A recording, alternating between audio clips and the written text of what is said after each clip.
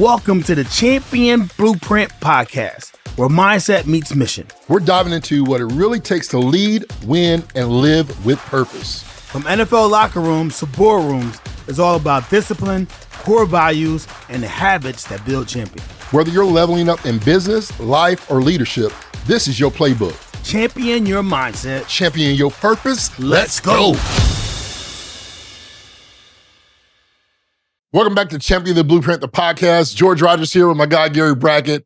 And we are here to talk all things work, life, and purpose, and how we do that and lead in such a great way and do it a championship way. So we want to welcome you back here once again. Today, we got a great topic. Yeah. And we get the experience. We both traveled. You had a couple of speaking engagements, keynote speaking engagements, myself as well. And sometimes over these conversations, we get conversations with people at the events and just kind of spark some things. And this conversation today is sparked by one of those attendees that's at our events. And it's really talking about the possibilities of leading through change. Yeah. And one of the things that stuck out with me in my conversation I was having, Gary, I met a young lady who came from like a military background. We're talking about strict discipline, structure, discipline. There ain't no excuses. You show up and you be who you're supposed to be. It's yes, ma'am, no, ma'am, yes, sir, no, sir. And so you have this structure in their life, right? Mm-hmm. And one of the challenges that this person faced is that they went from this structure to now they're in a corporate environment. Yeah. Now, we both been through some changes. You know, me coming from nonprofit into the corporate, you coming from the field to the boardrooms. And there's all this change in structure. And what happens to a person and that is involved in a structure, military structure. You're talking about a sports career structure where you have to be on time. Yes, it's a job. Yes, it's a responsibility. But there is a difference when you're underneath a certain criteria and expectation, right? And a demand that this is the way it is. It's kind of like there's this is the way, there's no highway option. Yeah. Right? It's funny you say that, right? Because when we played in NFL, like in our 9 years, I didn't have one sick day. Right. Granted, we played for 4 or 5 months out of the year, but if we were sick, fever throwing up, it was all right, cool. Come to the office. Yeah. The doctor would check you out. Yep. You get in a room. So there was no calling off sick. So I think there's so many different changes when you come from one environment, especially a structured environment, military, professional sports, something that's extremely structured to something that's open and free will. Yeah. And a lot of times you think that there is no other way, but there is. So you have to open your mind to different, possibilities and different work-life balances as you kind of transition from one, career to the next. Yeah, let's talk a little bit about that because in some way in this conversation, it was as if there was like an identity crisis. Like I forgot who I was because what I did is no longer what I'm doing. Yeah. And this is a thing. Sometimes people get lost in the title and they become what they do versus who they truly are. Right. Talk a little bit about what that identity crisis could look like, because there's some challenges there in all seriousness, where when you go from one position in one company, you can have the same title, but even going from company to company in the corporate field can be very challenging and different, where you lose a sense of identity because surroundings change. Especially if you're leaving a position when you had seniority. Because of your title, because of your seniority, people treat you a certain type of way. Yep. And if there's a pecking order, you're on the top of it. Yep. Well, if you change and you go starting something new, you learn something for the first time, maybe you're at the bottom. Yeah. And people don't ask your opinion anymore, right? Yeah. People don't stand up in a room when you walk in and shake your hand. Yeah. So I think it's accepting the fact that your former title, wasn't your identity. So many times people get so tied up with I'm a football player, that's all I do, right? Yeah. And that's my identity. Or I'm a surgeon, I'm a military sergeant, that's my identity. No, you're a person who has values and everything else. That's your identity.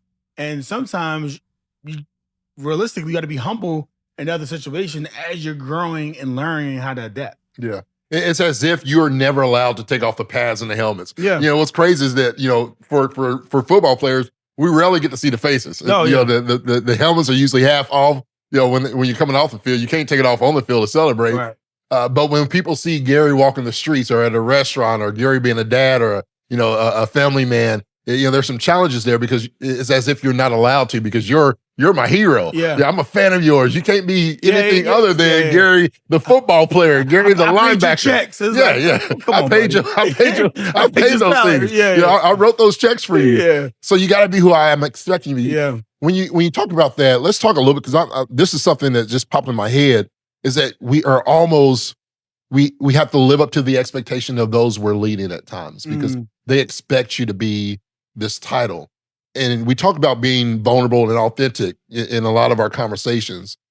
What happens when employees, family, friends, they're expecting you to be the title versus the, in the back of my mind, I'm like, your mama named you Gary, I'm gonna call you Gary. Yeah. But what happens when you have to live up to the pressure and the expectation of the standard, not just with the title, but the standard that you set for yourself? There's a level of excellence that you strive for, right? That I strive for. And people want you to always live up to that. We can get lost because we have to be that robot in a sense. What are some of those challenges for you? When I think about it, some of my challenges is like, I'm expected to show up. Yeah. And people know if George says yes to something, he's gonna show up. Yeah. And nobody cares about what happened on the car ride here. Nobody cares about the phone call that you just got right before your kids or anything. Yeah. They don't care about the negative. They want you to show up and be who you are. Now we'll do it, but as you said, sick or not. And just to color it, like George is very high energy, big personality, smiling. Yeah. So you're in the room, you light it up. Yeah. So when you're talking about showing up, you're just not talking about your president, like all right, he's here at the event. Like, no, George, the electric personality, like live wires here in the room. Yeah. Let's turn it up. So that's type of showing up, which is, obviously the case in a lot of cases. Yeah. That's funny because when everybody gets to chill George, something's wrong. Yeah. Nothing wrong. Can I be an introvert for at least 20% of my time? Like naturally, I'm an introvert. I'll stay in my house. When I'm traveling, I'm in my room. Or if you pull me out, now if you get me to a networking event, I'm there. Yeah. High energy, I'm networking. But in the back of my mind, I'm like, when is the last handshake gonna happen? Because I'm ready to go. Right. Yeah. So I think one is protecting your energy. Yeah. And knowing, when to turn it off or when to turn it on, and being okay, realizing that sometimes you need to recharge your battery. If people, right, your cell phones, if that white dot goes red, like my heart starts beating fast. Like, yo, my phone's about to die. Yeah. Like I'm in danger. I don't know what percent is on. So I seek a charger. Like, all right, well, do you have a charger? Do you have a charger? Yeah. Right. Where's my charger at? But a lot of times in life, to your point, our energy is on red. And we need to figure out ways, how do we go recharge ourselves? Yeah. Where's that plug at that we plug into to make sure that, as we transition, we're doing it in a way that's honoring ourselves and not putting too much pressure on ourselves. It's important you're saying then refill yourself, right? We charge our phones, charge our devices. Right. You got to recharge ourselves. We got to check in with ourselves. Yeah, no question. And show up for us as well. John Maxwell talks about the law of the lid. And, as leaders, people under us can only go as far as the lid is, right?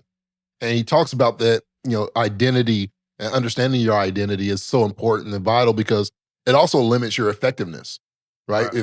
And so it's important as much as we are leaders, but also who's leading you, right? Number one, you should lead yourself. Yeah. Number two, find somebody that you can trust and be around that can help refill you, pour into you, and also hold you accountable to make sure you're doing those things and checking in. The other thing that came in this conversation with this change is what happens when you realize what you're losing. Like you're going to lose some things, but you also are going to gain some things, right? I always use this analogy is that every level of school, you're always going to lose a friend. Yeah. You're going to lose a classmate, right? I don't have no idea where any of my pre-K, kindergarten, right? Now you get to junior high, I can say, I still know where some of these people are. But I graduated, I walked with 1,700 people. I can tell you probably about 25, 30 of them. Wow. Maybe if I look on Facebook or LinkedIn, what they're doing. Realistically, 5 to 10 guys and women in my class that I'm connected to. That's less than 10%. Yeah. Right? And so what are some things you lose when it comes to change? And then let's talk about the things that we can gain too, right? In those atmosphere. Now you may lose a little bit of structure. Yeah. but you can gain self-accountability. Right. What are some things that you found yourself in your transitions? I think one thing that obviously you lose is like the discipline. Mm-hmm. I remember waking up and my day was mapped out. I had an agenda.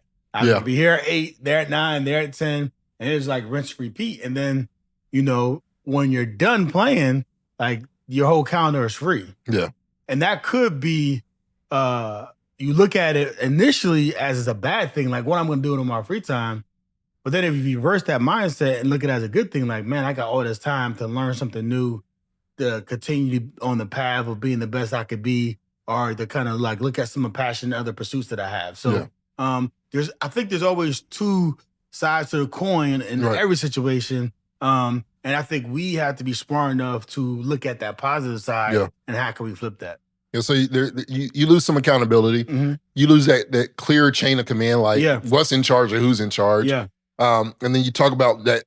For me, it's the feedback, the connection, performance, right? Like, how am I doing? What do I need to work on? What skills?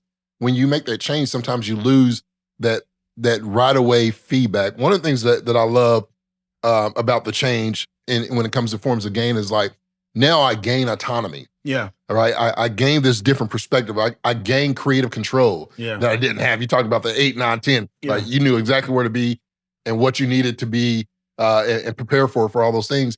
Now there's this open space that says, all right, what do I desire? What are my desired outcome? Right. Who do I want to be? Where am I going? Who do I want to be when I finally get there? Yep. You have some of those things. And with that comes, for me, personal growth. Yeah. Right? Personal growth in what I want to do. How do we rebuild when you change a structure and you come into a new environment? You say, all right, it's not a schedule. Nobody's doing it for me. Right? I got to rebuild this myself. How do you rebuild structure in a free environment? An example for people in the workplace or entrepreneurs starting up a business. You got to lay out a map for yourself. You got to lay out a map and a vision for others. And then you got to be able to lay out a map that says this is how it all comes together, right? Yeah. This is me map. This is you map. This is us map, right? And then a we all together. How does this all come together in a form? What did you do to kind of go about rebuilding your structure? Yeah, I think one, I have to start with pen to paper, right? Jotting down what your mission is, what your values are, what some of your goals are, what some of the things that separates you, that makes you who you are. And I think that's important to have that structure. And then if you set it up with your 10-year plan, 5-year plan, 1-year plan, and then break that down, you can get weekly objectives of what you need to do. The kicker to me is something what Jeff Bezos with Amazon calls the day one mentality. And, after you do that workshop where you look at, your goals, your objectives, what you're going to be in 5, 10 years, you're excited. Right. As if it already happened. You're pumped up. Yeah. A weekend, not so much. A month, 2 months in, you might have lost your luster, right? Right. So I think that day one mentality of like, how did you feel when you wrote that down, when you thought that for the first time, when you made that your goal? And I feel like constantly, again, recharging yourself and your battery to like, hey, this is the path I'm on. This is the whys, which is extremely important, understanding your why. Yep. So you can then have that same energy to continue to attack your plan, your mission. Yeah, so you're creating that playbook, right? Yeah, you're creating that playbook, your daily routines, what are your KPIs, your morning huddle, like you're creating that vision, values, and mission. And then I'll add in there, after you do all those things, it's important for you to have accountability. Mm-hmm. Find somebody that's been there and find somebody who's doing it, right? Somebody who's been there, somebody who's doing it, so you can get some of their wisdom, experience. Now, it may not all be the same, but you can get a story of what may happen, right? Some in the football world, we would say, hey, we're gonna look at some film, right? We're looking at film of people who's already done it. What did they do that was successful? What failed? Oh, I saw this. If they would have done that, we can be able to change that. That fits our model, right? And so you want to have that playbook, get some accountability, and then thirdly, I think it's important for you to have some self-reflection. Yeah. Along your journey, whether it's daily, weekly, monthly, reflect on what you've done, what you could have done, and what you will do in the future. It's so important. John Maxwell, and I quoted him a lot because when it comes to leadership, he you just put his name in, it's like a Bible. Yeah, right? He He needs to come out with a John leadership he probably already has it in book number 45 coming out or something like that. But he talks a lot about the law of the process and how leadership is built. One of the things that he also talks about through that over time is those constant habits. And he talks about there's 5 different types of leaders, right? And I think this is so important for those who are going through transition, whether it's your transition from military to corporate or corporate to entrepreneurship and you're running your own thing, wherever you are in your transition in life, or maybe you say, hey, I'm seeking a new title, I'm seeking growth, I'm seeking development.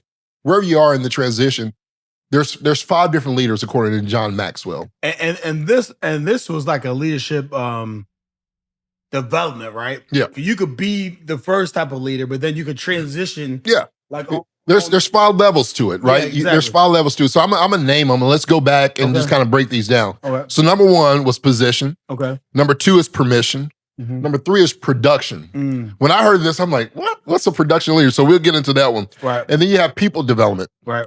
And then the 5th one is like the high level. It's pinnacle. Yeah. Right? So let's go back. Number 1, the position leadership. This is obviously what it is, right? Yeah. It's very simple. People follow you because, hey, we gave you a title. You got the title. Right? Now, in football, you get voted, hey, these are our captains on the team. Yeah. Because they've exemplified leadership. They exemplified the dog mentality. Like they're going to put in the effort. They put in the time. When it comes to position leadership, what comes to mind for you? Because I got a lot of thoughts on this. Yeah, because so the challenge becomes because of your football position, quarterback. Yeah. Sometimes they give you the title of captain. Yeah. But sometimes that quarterback is not the captain.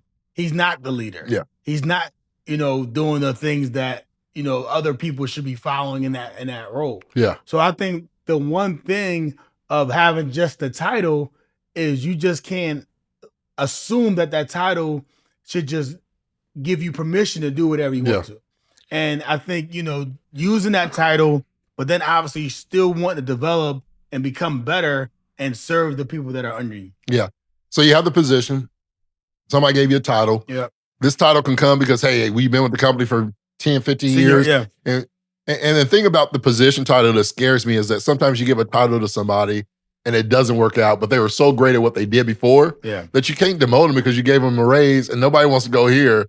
And so how do you then take that title and say, hey, we messed up? Because I did this a lot. When we had 18 retail stores, we had people growing in our company and we thought, man, this technician's been with us for 5 years. We got to give them a manager position. But most techs, and they're not people. Yeah, they don't want to manage them. They don't want to manage people. They don't know how to communicate to people. They don't know how to do conflict. Now, can you grow and develop that skills? Yes, but in this case, and in that environment, we put a lot of time in a lot of these people, and it was like, this ain't going nowhere. Yeah. Right? And we realized we were losing good people because we placed wrong titles on them. Right. So that's the position. Sometimes you get something because of the position that you're in and the longevity. Number 2 is permission. This title is people follow you because they trust you. I trust Gary because he's been connected to me. He's a friend. We have a good relationship. Man, I give him permission to lead me. And the crazy part is oftentimes the permission leadership, that person doesn't necessarily always have a title. Mm-hmm. Right? Exactly. They don't have the position. They don't have the manager position. I've been here for 5 years. The permission is, I see you. You don't have the title. You're just like me. Yeah, but I trust you. But there's something about you. Yes. Yeah, I think that's important because, and the crazy thing is, at the end of the day, people want to be led. Say that again. Yeah. At the end of the day, people are looking to be led. Yep. And I think when you show what leadership skills or characteristics, I think people are attracted to that. Mm-hmm. Because they're used to, either, oh, my daddy used to always have something to say, or there's someone in their life that they were just always could depend upon. Exactly. And so when you show up that way, people are just naturally gravitated towards you because it's like, hey, and here's the thing I tell people about being a leader and leadership and being afraid to fail and do the wrong things. I'm like, people don't necessarily need to believe like what you're saying. Mm-hmm. They just need to believe that you believe it. Yeah. You know what I'm saying? Like, I could be telling you the sky is green, and you like, I don't think the sky is green, but he's keep on going out there assuming it's green, and he might be on to something. Yeah, something's different about that word. and that direction. It's the confidence, right? Yeah. And the belief. And that's the thing about vision is that you can speak vision. Yeah. Vision is not because you've done it or it's happened. Vision is because you believe that it's possible Exactly. and it is to come. And so you have that permission and that trust. When people give you permission to lead them, there's a sense of vulnerability as well, right? It's the sky is green, right? Like, is it? Yeah. But I trust you because you've been somewhere I haven't seen. So maybe there's a level to this that the higher I go, that you take me, I can see from a different perspective. Exactly. And so perspective changes. Then you have production. Production, man. I want you to lead me because I see your accomplishments. Yeah. Super Bowl champion, captain, Pro Bowler. You put in the work. Went from nothing to making something to becoming this legend. Now I'm following you because the proof is in the pudding, and I want that. So I've gone from, man, you got a title, to you have some accomplishments, to this is a seasoned thing. You doing some things on this level. So I'm moving over from permission to you're productive. Talk about production leadership. Yeah. So production leadership, one, you got to be careful if you're giving out the titles of leadership based on production, because like you said, that 5-year tech in your company, although he produced and although he was a tech, that doesn't necessarily make him a leader. Yeah. But if you are a leader and you did produce, you just have to remember this, that yesterday's home run doesn't count in today's game. So I think, you have to continue to want to grow as a leader. Yep. And you can't rest on your laurels or what you've done in the past to continuously assume that people should respect you based on that production. Yep. So I think, obviously if you're in a role and you're a production leader, I think maintaining or constantly growing in that capacity will continue to have you elevate, up Maxwell's, levels. Yeah. So the fourth one then is people development. Yeah. Right. People follow you because you're invested in their potential. You're invested in helping them grow and develop as a person. And so I want you to lead me because for whatever reason, you're investing in me. Yeah. This reminds me, it goes back to my father and Pops, Tim McAmey. He saw potential in me that I didn't see at a young age, from 11 all the way up, that he believed in me before I believed in myself. He trusted me before I trusted myself. He gave me grace when I didn't know what grace was, and I sure didn't give myself any grace. Right. And he loved me beyond that, right? And so he saw something, and sometimes you'll have those people in your life, mentors, coaches, people in your neighborhood, aunt, uncle, somebody like, hey, nah, you stay over here. Like, I know you see what we're doing, and it may not be right, but there's something different about you. And people want to reach in that. And so you have different people in your life that believes in the potential, not the development or the outcome. We don't see that yet, but there's something about Gary, there's something about George, there's something about you that they see. And so there's an investment there. So the fourth type of leader is that personal development. You are investing in somebody, and that somebody says, you know what, I need to stick around. It's crazy because towards the end of my career in the NFL, I would have linebackers, that were on the right and the left of me that didn't have a ton of experience. Yeah. And initially in my career, it was my personal stats. I want to make the Pro Bowl. I want to get over 100 tackles a season. I want to have 4 or 5 picks. All those things was personal. But as I got older and more mature as a leader, I started to realize, no, it's about the team. It's about, we want to win. We want to go to a Super Bowl. We want to win a championship. And in order to do that, it's not just about me. So I spend a lot of time developing the guys to the right or the left of me. And people will say, like, aren't you afraid? People with that scarcity mindset, that, like, you're going to teach your replacement to take your position. Yeah. I'm like, no, I'm willing to give away my information, even now as a business coach, because what I know today, I have all these books. I'm going to continue to grow and develop tomorrow. Yeah. So I think having that abundance mindset, that growth mindset, really lends to this position, because you're not afraid of building up other people, of recognizing the greatness in them, because you're continuing down your own journey of greatness and becoming a champion. That's a great transition right into number 5, because there's alignment between that personal development and the pinnacle. Yeah. Now, the pinnacle of all pinnacles, after, like, what you're talking about to me is pre-Super Bowl. Yeah. Your personal development, where you're helping coach. You've been in the league for a while, now you're mentoring. You make sure everybody's lined up. Everybody has their gap. Everybody has their responsibility, making sure everybody's, if there's an audible, we need to change up something. You see something that they don't see, we're communicating those things. That's personal development from the field, right? And then from the boardroom, it's the same as a leader. Hey, I need you to work on some of this. Why do I need to work on this? Just trust me. There's something coming, right? You're developing, you're skilling, cross-skilling that employee. But Pinnacle, Super Bowl champion, Gary, right?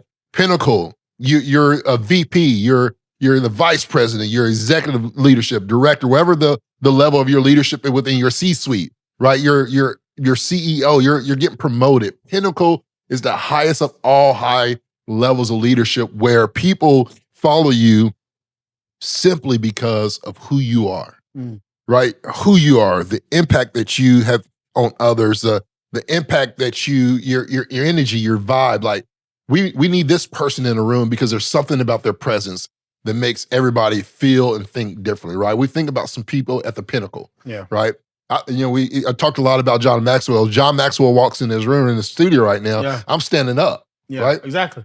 The Pinnacle, you stand up. There's certain people that you stand up for. It's funny you say that because that's a great indicator. Yeah. Like if this person walks in a room, are you going to stand up because you know who they are? Yep. They don't have to be announced. And are you going to greet them, shake their hand?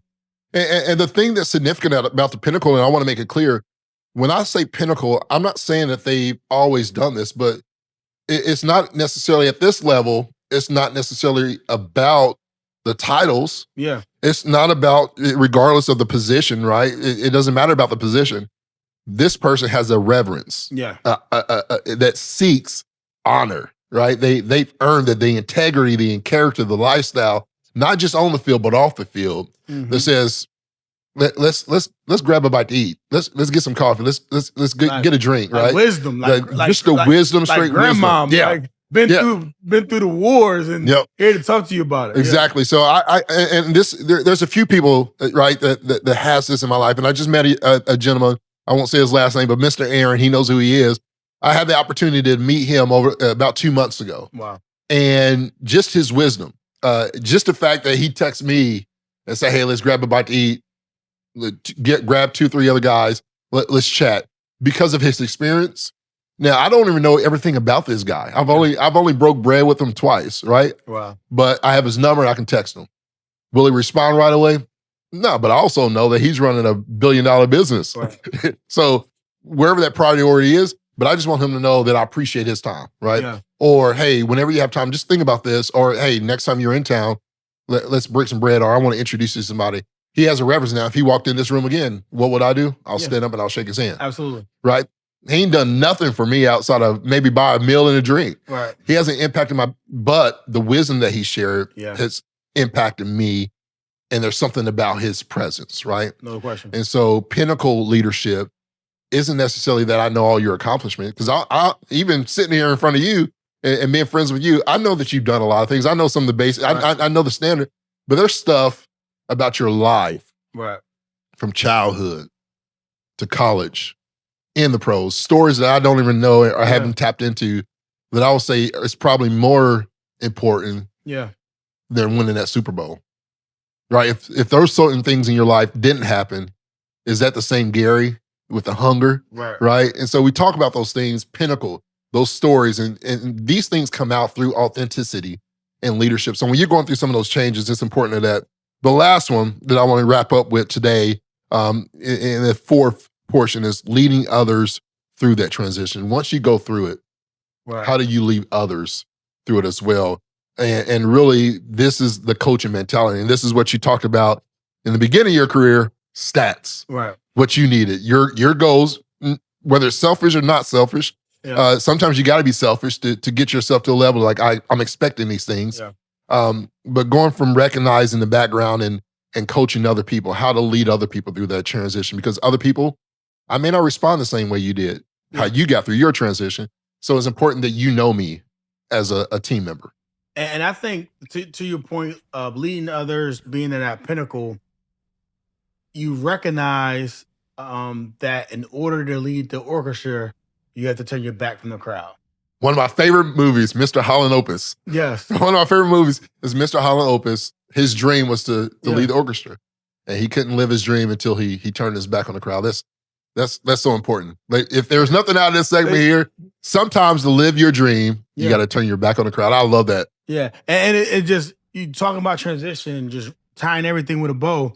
All these things you go through, typically in your mind, you want to be a people pleaser. You want to be liked, and all these other things. But when you're at the pinnacle, you've done enough and proven yourself enough that being liked isn't on the priority list anymore. Yeah, it's like, does this thing that I'm doing, that I'm sharing, fit with my personal values, and this is the right move. And I think that's so important, because oftentimes I make decisions that isn't necessarily best for me. Yeah. But it's best for that situation. Right. And I think that's how pinnacle leaders think. Right. That's how people leading others who change think. Like, what's best for everyone? Yeah. You know, one of the things that I think about, Gary, and you exemplify this and you live it, is that through change, discipline is transferable. Yeah. Whether you're coming from the military, or you coming from corporate, whether you're coming from an employee title situation, a position where you are now wanting to be an entrepreneur, start your business, launch a business, buy a business, merge with a business, the disciplines that you have today are transferable to your next position and step in your life. And so with change comes opportunity. Yep. Without change, there can be no growth. And if you're trying to grow and develop, you got to be able to embrace the changes that happen and understand that transitions are part of life. And what you have now may not be what goes to the next level. Yeah. But at the end of the day, discipline is transferable. And if you want to live that dream, sometimes you got to turn your back to the crowd. Absolutely. Those are key segments. Ladies and gentlemen, we appreciate you joining us here today on the Champion Blueprint, the podcast. Myself, George Rogers, Gary Brackett here. If you find something out of this context today, please tag somebody. If you know somebody that's going through some transitions, tag them, share this with them as well. And also, we have some tools that we can share with you. If you're interested in any tools to help you through transitions, DM us right now with the word blueprint, and we'll give you a blueprint to help you through the transitions for your day, your work life today. So we appreciate you. We'll be back and better than ever, helping you champion your life, work, and purpose, starting with championing your mindset. Until next time, thank you.